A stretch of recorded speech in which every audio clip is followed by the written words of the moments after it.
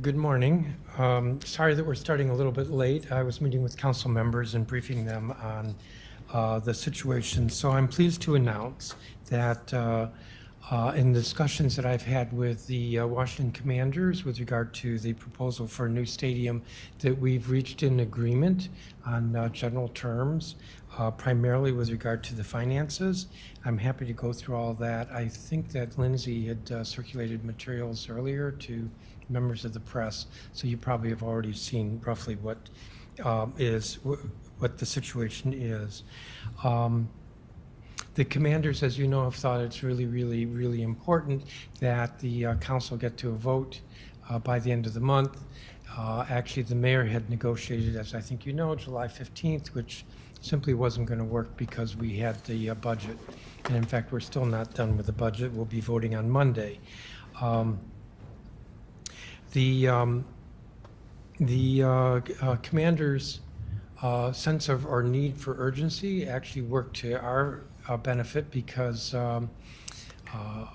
what we said to the commanders was that if you really want an earlier date, then we want to see some changes that make the deal better for citizens of the district. And that's the material that has been released, and I'm pleased to say that with regard to revenues, that we will see significant revenues coming to the district's general fund, and some other changes that are of benefit to the city. So just as a reminder, when the deal was announced between the mayor and the commanders, what was proposed was a $500 million subsidy for construction toward the construction of the stadium, plus another $356 million for the construction of 2 parking garages.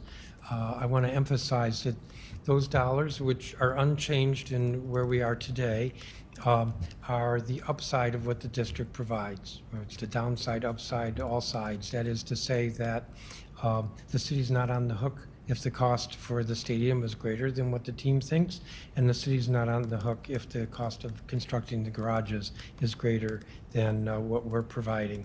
So that's a $856 million subsidy. In addition, the what was worked out between the mayor and the team was that there would be a significant number of tax abatements or tax avoidance. When I say avoidance, I'm talking about no parking tax, which is 18%, and then tax abatements on sales taxes, the different sales taxes, which is to say that the city would be borrowing and providing $856 million, and there would be no revenue stream to the general fund in return. What we have negotiated is quite different. Depending upon whose numbers you look at, it's I want to say, a benefit to the city in terms of revenues that could be as much as $949 million. I'll repeat, that's $949 million over the term of the lease.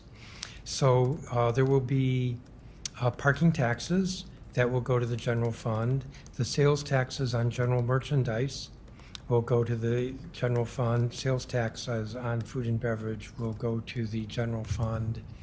The team will retain the ticket taxes, and the ticket taxes will go into the maintenance fund that they want, and that's important for maintaining the facility in a state of good repair for the life of the lease. So that's with regard to the revenues. Where we are, and this was less negotiated with the commanders and more what the council's been able to do with the mayor's proposal, as we've made some internal changes. When I say internal, I mean with regard to how we're structuring the financing, so that we will not be capitalizing interest for 2 years, which had been in the mayor's proposal, and that should save district taxpayers approximately $55 million.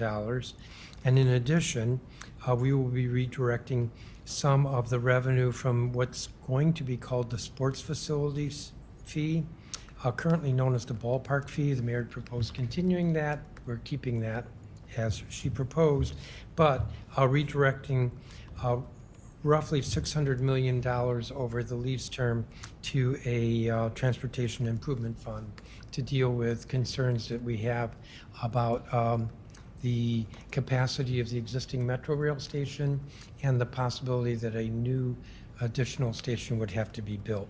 So that's about $600 million we're setting aside for transportation improvements. And the restructuring of the financing will save taxpayers about $55 million. In addition, the term sheet that the mayor had negotiated with the commanders spoke of a community benefits fund or community benefits agreement, but without a dollar amount affixed to that.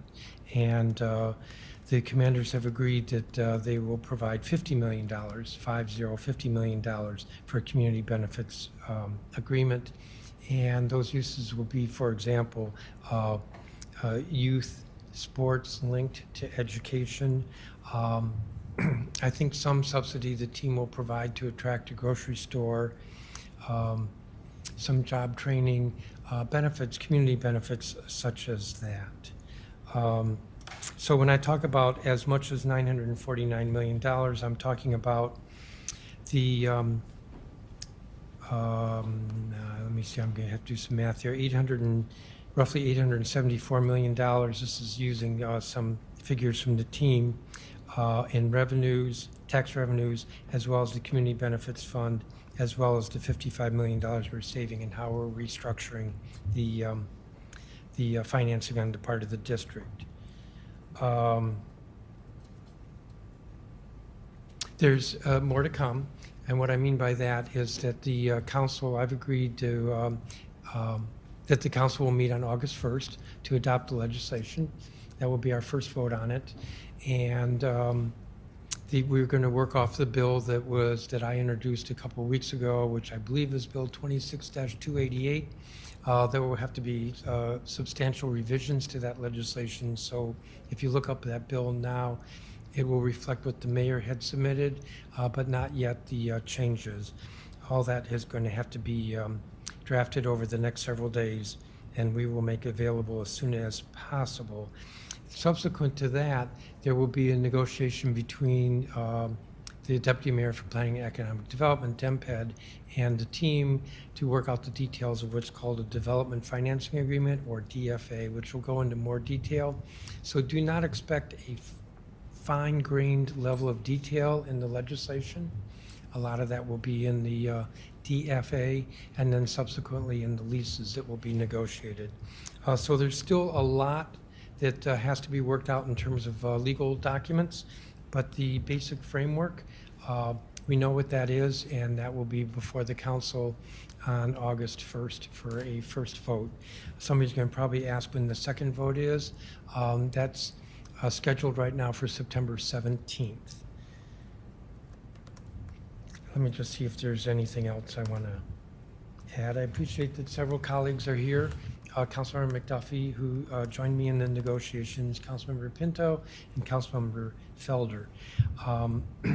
And I'm confident that we will have the necessary votes on August 1st. So let me see if there are any questions. And if you have questions for any of my colleagues, please say so. Yes, sir. Councilmember Tom Fitzgerald from Channel 5. Good morning. The mayor yesterday said,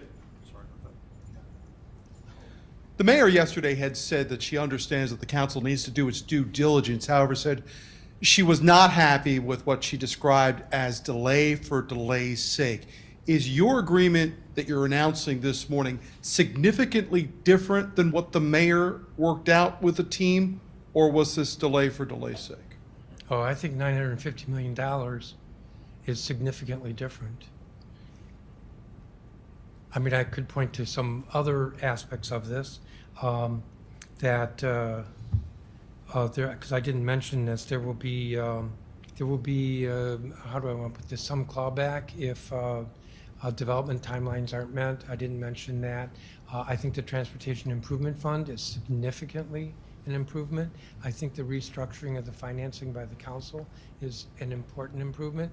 You know, when I talk about $950 million as the upside of what the revenue benefit will be to the city.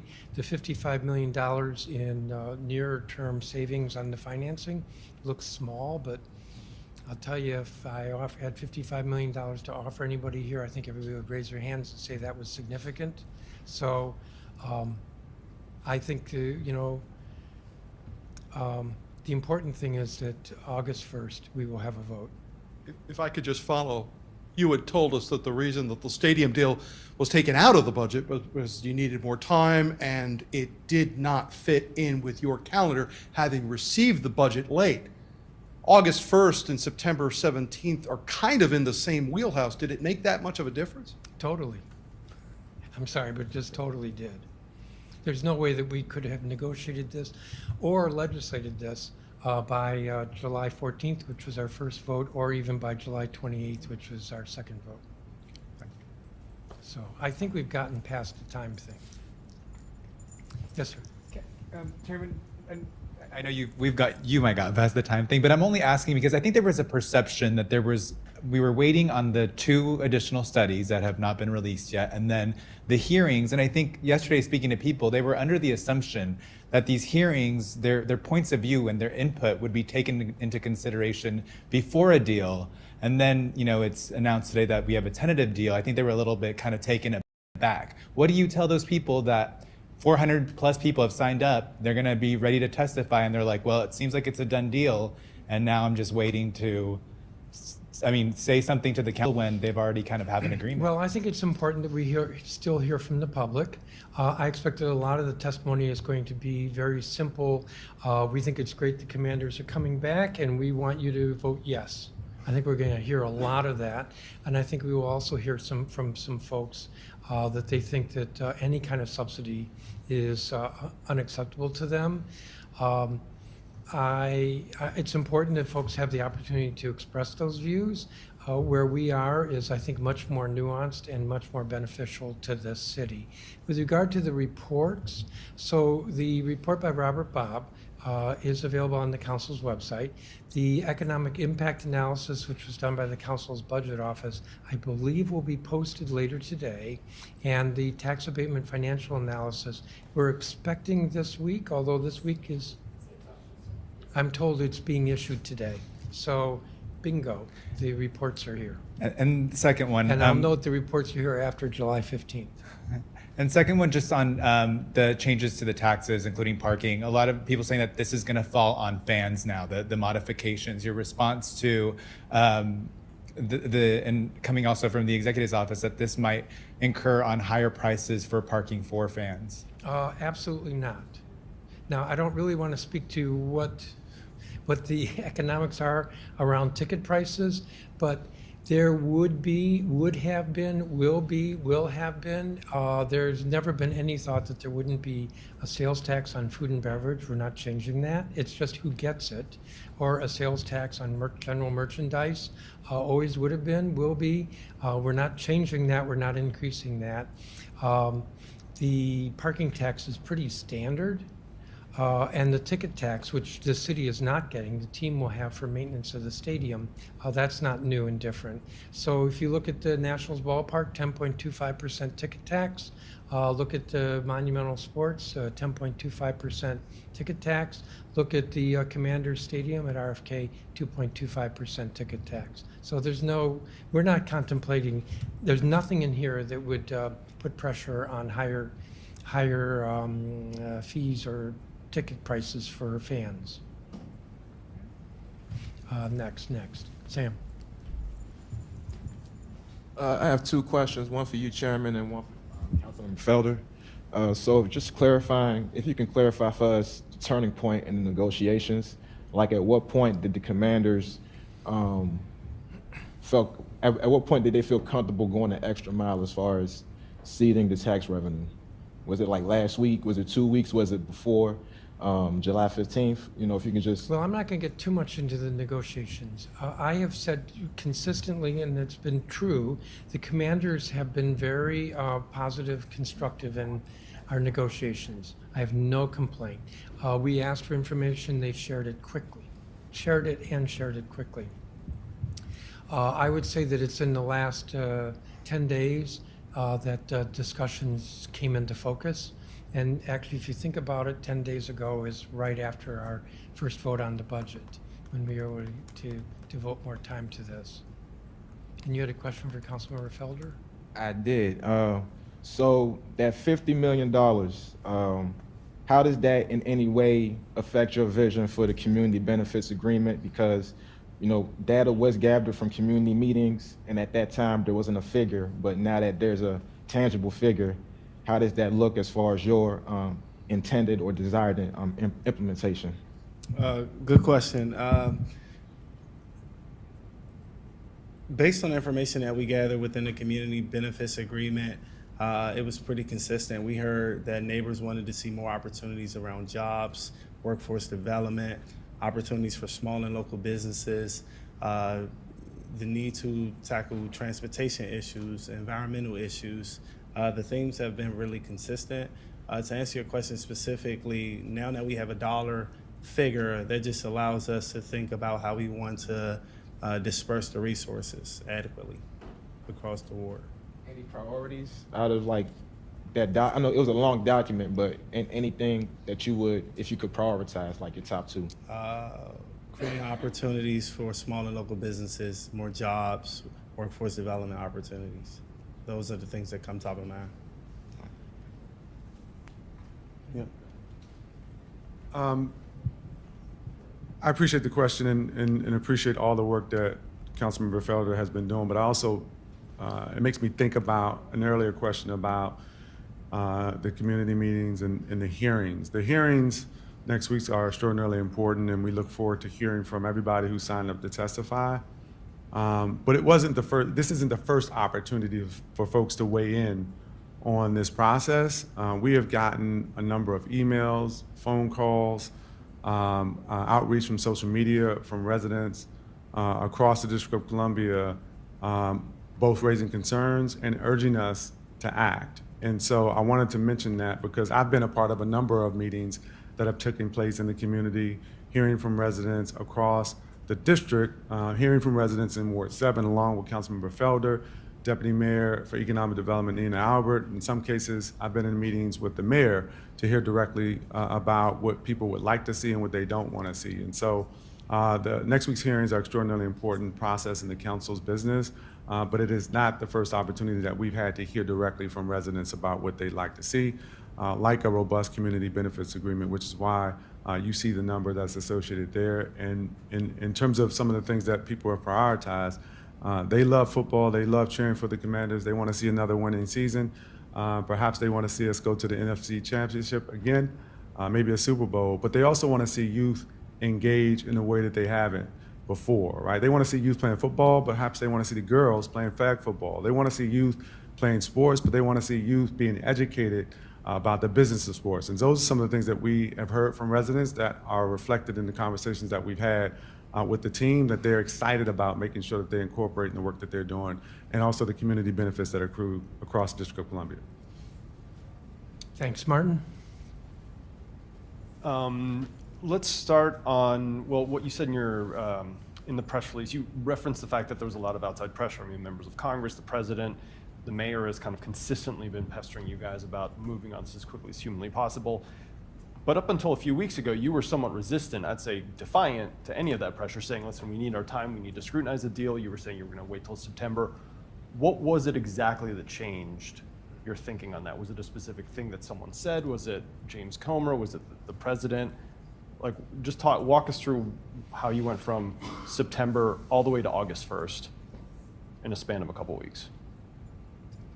I'm not sure how much I want to get into all the negotiations.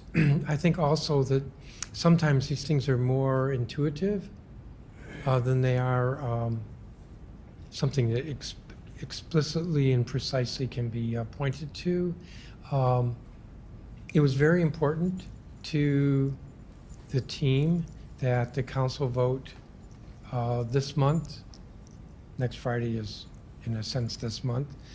And they were willing to improve the deal, I think substantially, in return for that earlier vote on our part. I can assure you that I pressed and pressed for different dates and later dates, and came to the conclusion that the benefit from later time would have been less of a benefit in terms of where we are.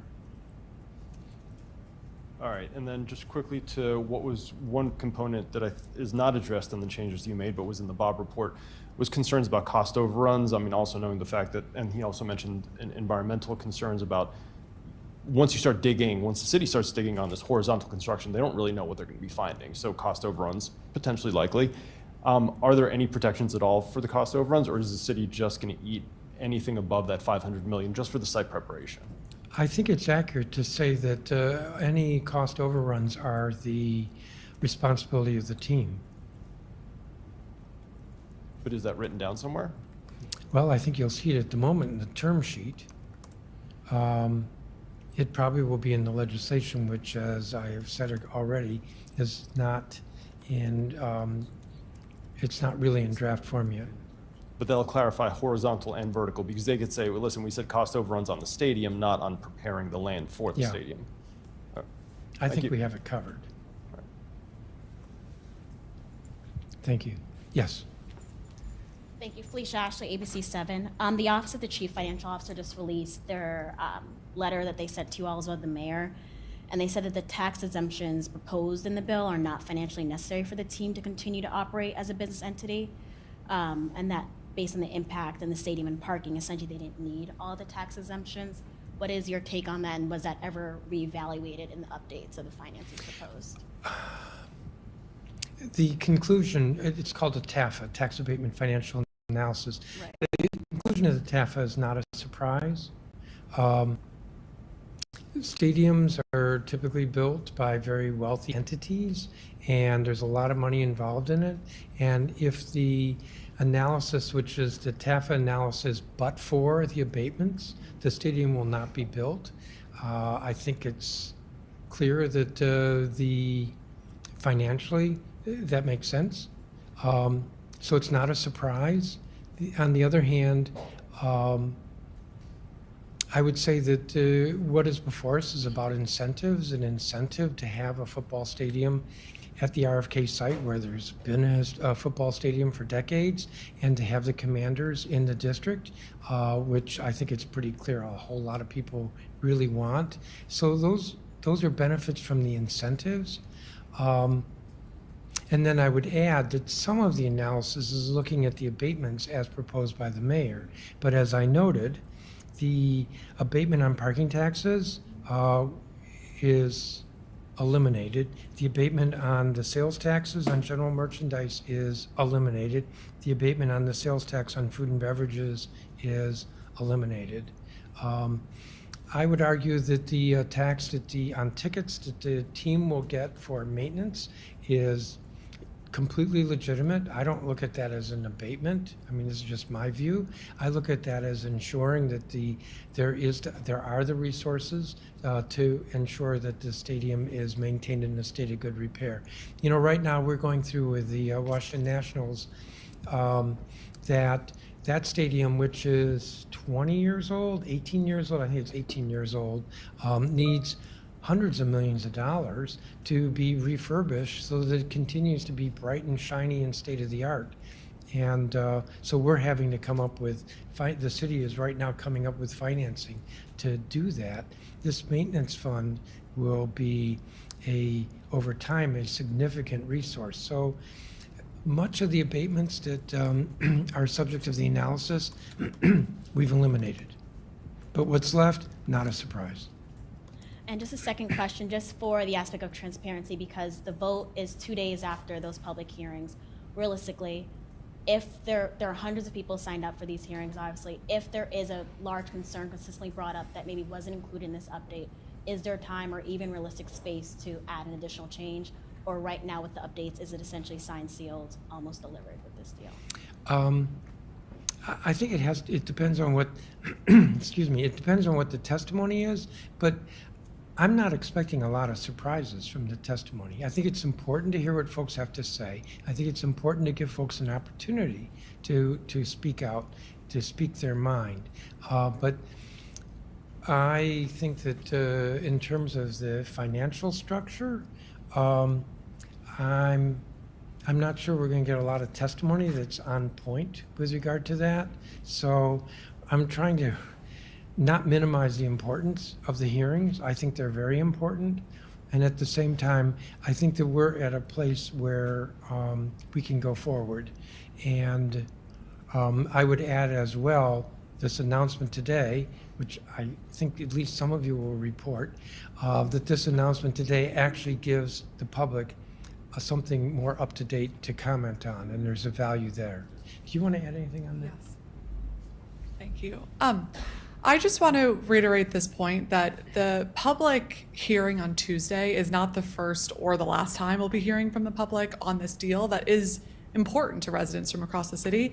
I think this deal came up at my first debate in 2020. This has been something that has been talked about for years and years, and particularly from some of the skeptics that I've heard from community meetings in all 8 wards. A lot of their input has been addressed. So I heard from some skeptics or opponents to the deal of, wait a minute, is there going to be opportunity for housing? That's why there's 6,000 new units of housing as part of this deal. We've heard from families, there's concern about not having access to the fields at RFK. That's why it's included in this deal, to make sure that those fields are open to families. We've heard from skeptics, wait a minute, we should have more opportunity for revenue generation from parking and sales tax to the district taxpayer benefits. That's why that's included.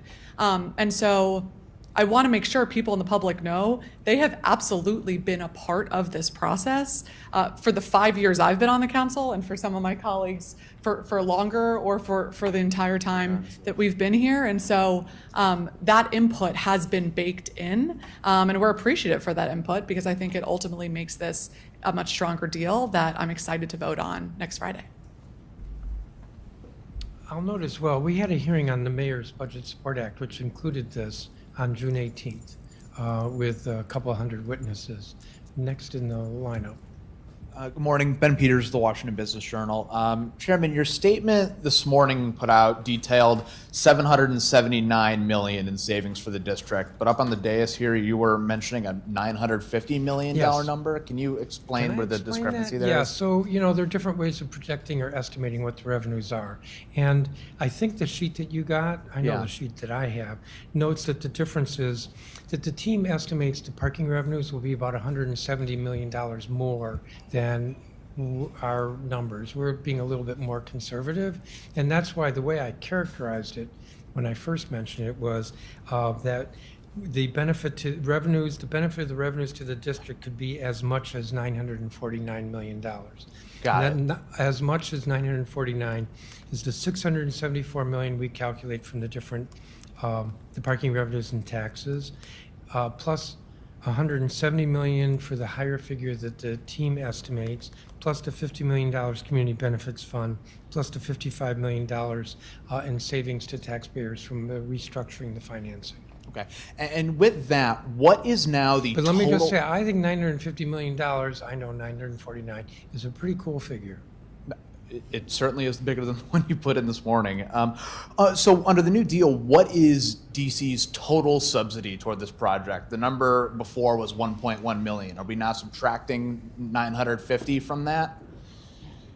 I'm not sure how you got to 1.1, but the I'm sorry, subsidy 1.1 is billion. $500 million toward the construction of the stadium. Some people say the horizontal.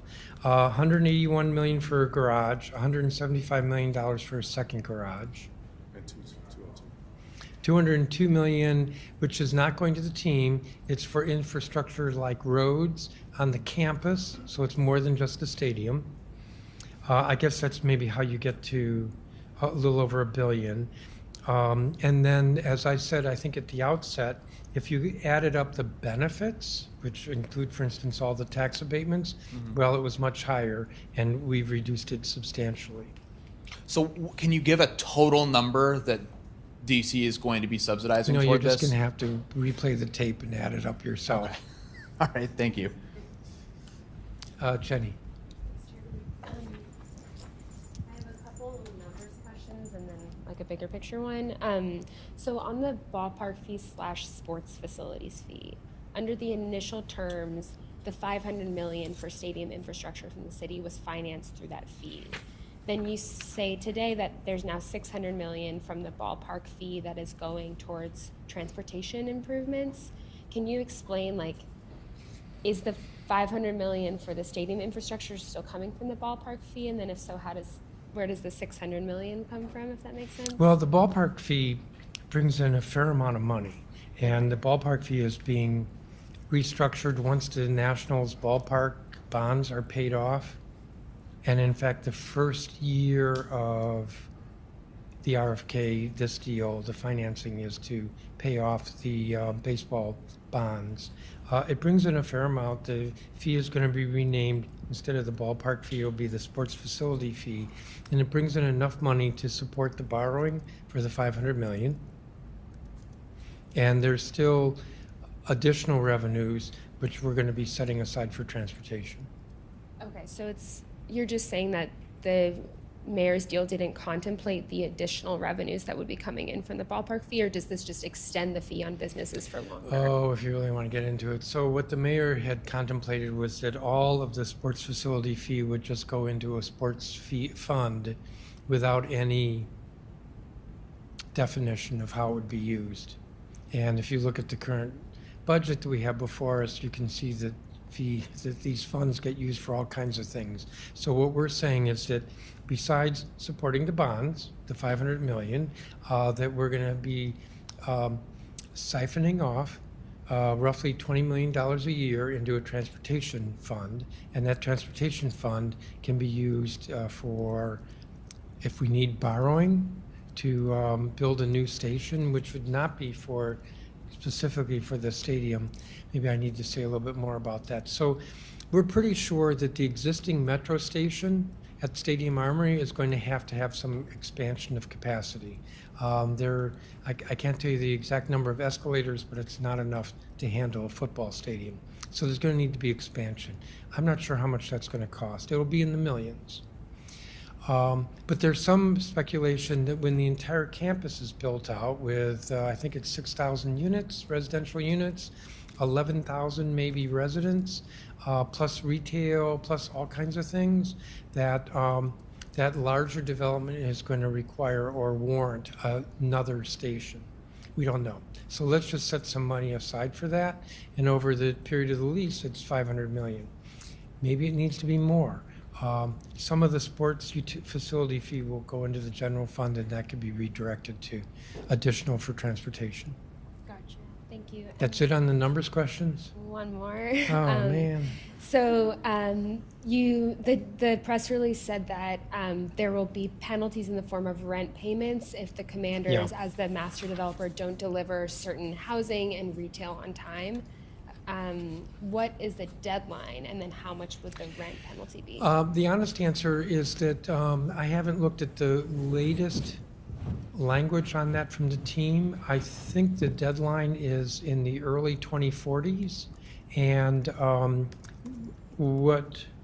don't know what I have on the sheet. I think what it is we are accelerating the rent payments. So the term sheet said that rent would begin to be paid on the mixed-use parcels in year 28, and that would happen earlier. So that would be the penalty. I have to say, the goal here is not a penalty. The goal here is that we want the development as quickly as possible, and the team has said persuasively, I think, that they want the development to happen as quickly as possible. They're going to get some money out of the development, so they'd like to see the retail and the office and the hotel and the residential built. And now my question that's more about you. I mean, you were so vocal for a long time in my memory that you were skeptical of using public funds to finance a football stadium. You said that at the outset of this process. So I guess, like, I'm wondering how you were approaching these negotiations with the team and how you feel now. Like, was this about you setting aside your personal feelings about a football stadium to move forward a deal that you knew, like, a majority of the council wanted? or did something about your personal view change in this process to make you feel like, oh, you think now this football stadium deal is good for the city or better than a different kind of development? I would say the former. I've said this before. My assessment from the beginning is that a majority of the council members have wanted to get to yes, which is, I have to say, is part of what was going through my head every time there was a suggestion that delay was about thwarting this. The majority of the members wanted to get to yes. And so in that sense, yes, putting aside my own view, and I think a majority of DC residents would like to see the commanders located in the district and having a football stadium at the football stadium site. It's been a football stadium site for, what, since early 1960s. Okay, so working within that, how do we make the deal better? And I think, Jenny, you've heard me say over and over and over again, my goal has been to make the deal better. And I don't know if you missed this, but I think 949 million, to use that figure, is making it better. And that's over 30 years. That's over 30 years. Marquez behind. Chairman, I know you're standing here.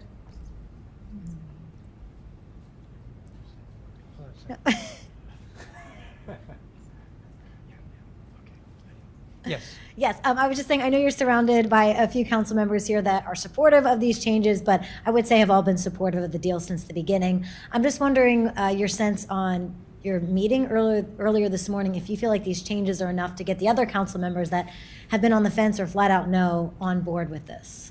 I'm confident that we will have the votes necessary next week. You know, just to put it out there,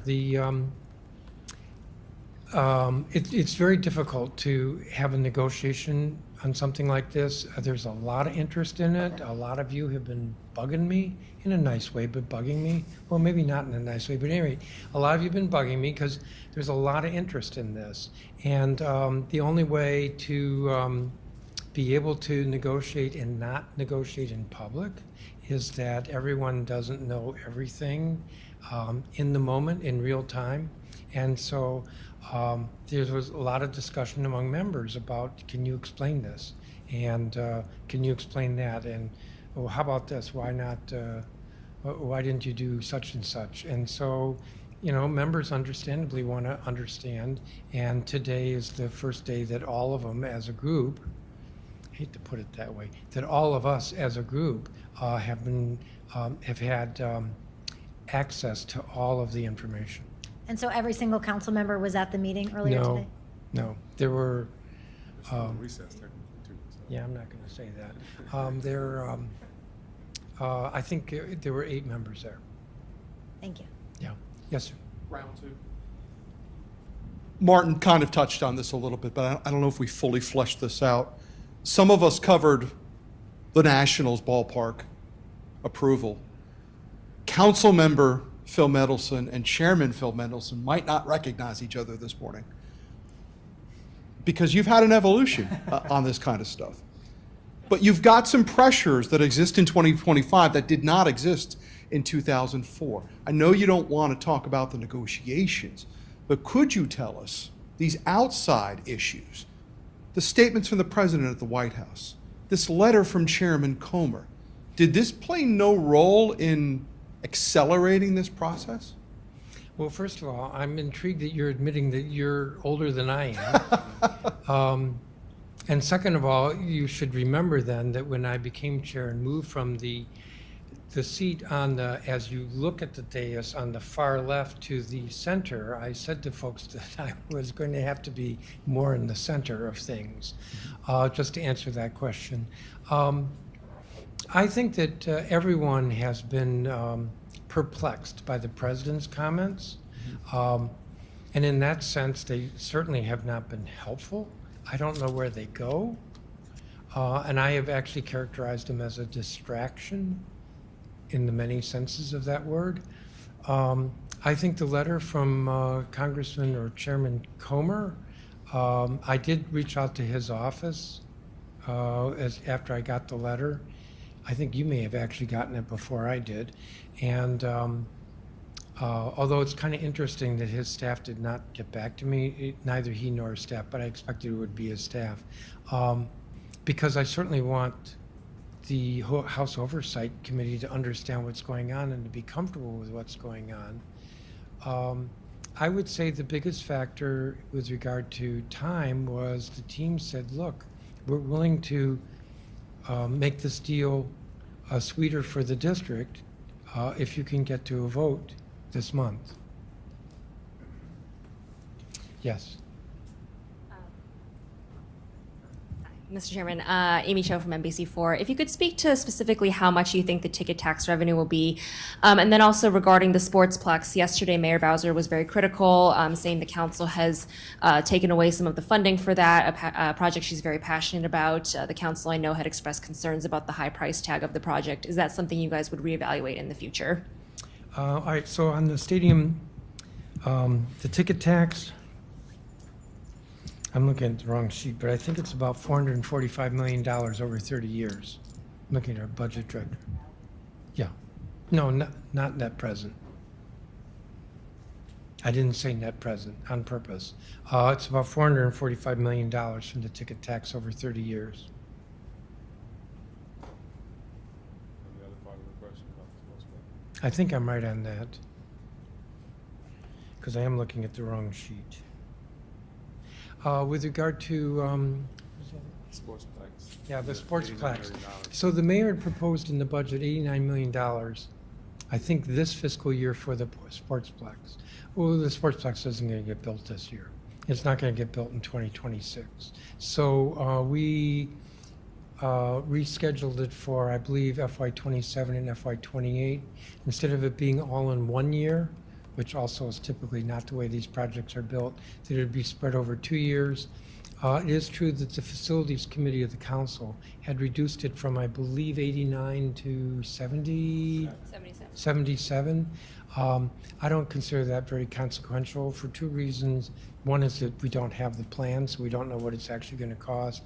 And second, because if the scheduling of this is in 27 and 28, and even that I think is probably sooner than what will actually happen, there's time to ensure there's adequate funding for it. So to say that the council delayed it, I think would not be accurate, because there's no way it was going to get built this year. And to say that the council cut it, I think as a practical matter, no. We'll find out what the actual cost is when they start to do the design work. One more. If I could ask one more. What do you say to critics who feel that the city should be charging the team rent? It was something we talked about. Do you mean rent on the stadium or rent on the rest? So there is rent, but it begins in like year 2028 for the mixed-use parcels. A lot of this has to do with the economics that are behind the requirement for affordable housing. You know, affordable housing is below market, and typically affordable housing costs more to construct and operate than the rents will bring in because they're below market rents. And so it has to be subsidized. And in this case, the way it's subsidized is through the land value. And that's typical. Alex. So a lot of the money that was originally meant to pay for the stadium improvements down the line, you're now redirecting into transportation improvements, these other sources. I take it that the team is happy with this arrangement. Is money still, set aside for stadium improvements moving forward? They're not going to be saying, hey, we need money from you to improve the stadium. As I indicated before, the ticket tax revenue will all go into a stadium maintenance fund. And this is what the team agreed to. I also wanted to ask about the tax abatement financial analysis. I think there's a council rule that says if the TAFA finds this isn't necessary, you need a 2/3 vote to move ahead with the project anyway. Have you considered this and think you can figure that out? If that's what we need, then that's what we need. As I said, I think the votes will be there. And are you expecting any amendments on Monday or on Friday? I'm getting my days mixed up from anyone else, and would that be a problem I with hate the that kind team? of question. I have no idea. Today's Thursday, next Friday is 8 days from now. Help me, 8 days from now. So, Thanks.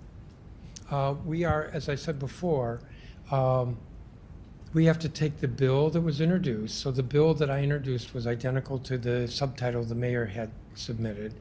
And there have to be substantial and substantive changes made to that. And that drafting process, I don't believe that drafting process has begun. There was a, yes, sir. So a couple of questions. First one, you want to be heard? I can talk pretty loud. All right. The team bringing some offices. Talk a bit about the footprint they're going to have when it comes to offices, because obviously they have the big operation in Ashburn. But you said there'll be sales offices, some senior offices.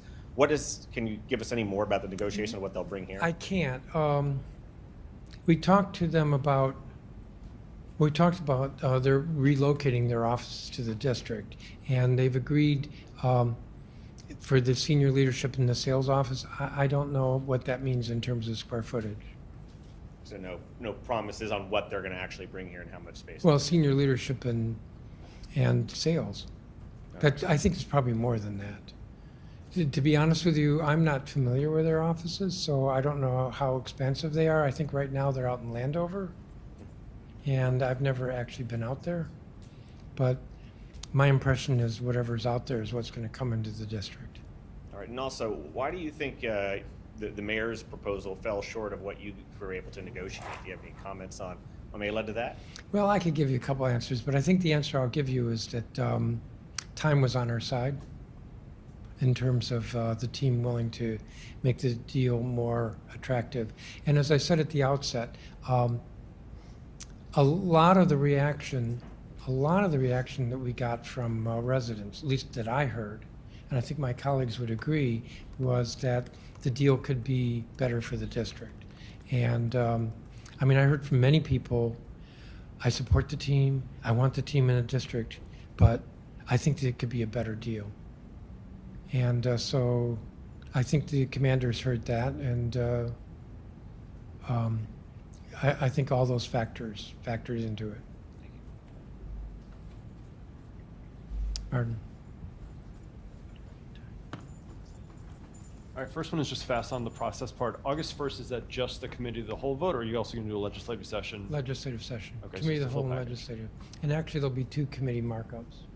Right, because all this happening on a Friday. I think so. You guys are packing it in next week with a budget vote, hearings. And we're on recess, too. And you're on Don't let recess. anybody tell you, Martin, that when the council's on recess, that we're just vacationing on the beach. Back to We're kind hard of at following up work. a little bit on what Alex was asking about the tax abatement stuff. I mean, the biggest chunk of the tax abatement is the exemption on real property taxes, which you have not changed, right? Correct, we've not changed that. So, I mean, talk to residents, and one of the big concerns is the fact that the team is not just getting land for a stadium to build on, where they can build a stadium, but also land where they can build housing and retail. That's going to be flowed to developers. I mean, there's development rights. I mean, that's worth something. But you're also, so the city is giving them free land, and on top of that, exempting it from property taxes for 30 years. How's that Correct. fair to taxpayers? It is what's subsidizing the affordable housing. And have you guys broken out the numbers to say that matches that? I have, the honest answer is I've not looked at a pro forma on that. Thank you. We're kind of running out of questions, which is a beautiful thing. Ben? Does the terms here have any bearing on the money set aside in the budget for the stadium? The changes do not have any bearing on, other than the restructuring of the financing, but that's on our side of the equation. We stuck with the basic framework of $500 million subsidy and the $376 million for the garages, for the parking. We stuck with that. Thank you. Jenny? A question about the tax revenues. So it seems like there are three kind of tax revenue buckets that you're saying will go to the city's general fund: the parking taxes, the taxes on merchandise, and the taxes on food and beverages. I know that the initial terms with the mayor had tax revenues going to a combination of the commanders and the stadium reinvestment fund. Can you just outline for those three buckets where those taxes were going to go before instead of to the general fund? Were some of them to stadium reinvestment and Well, some of them? what was submitted to us, what was announced in the spring was that there would be no parking tax and that all the other taxes would go to this RFK reinvestment fund. And the RFK reinvestment fund, which would not be part of the government, would not be part of Events DC, that this reinvestment fund would basically be in control or controlled by the commanders and could be used for capital maintenance. That's what the proposal was. The change here is that those revenues, other than the ticket taxes, all those revenues are now available to the general fund. Okay. Does that lessen the amount that the stadium reinvestment fund will have overall? Yeah. Okay, so And this is- I'm not even sure it's going to be called the reinvestment fund. I think it's just going to be called the maintenance fund. So is there a chance that the commanders could just come to the city down the line and be like, hey, we need funding for renovations? The short answer is no. Why The not? long answer is that, as you know, whatever people agree to today, you never know when somebody's going to say, I need a handout tomorrow, but we don't expect that. Okay. And this, This is an opportunity to repeat, the commanders have been good partners in all of this. and the second vote scheduled for September 17th. 17th, yes. Is that set in stone, or is there a chance you vote earlier? I'll say there's no chance we'll vote later. No, it's September 17th. Thank you. Yeah.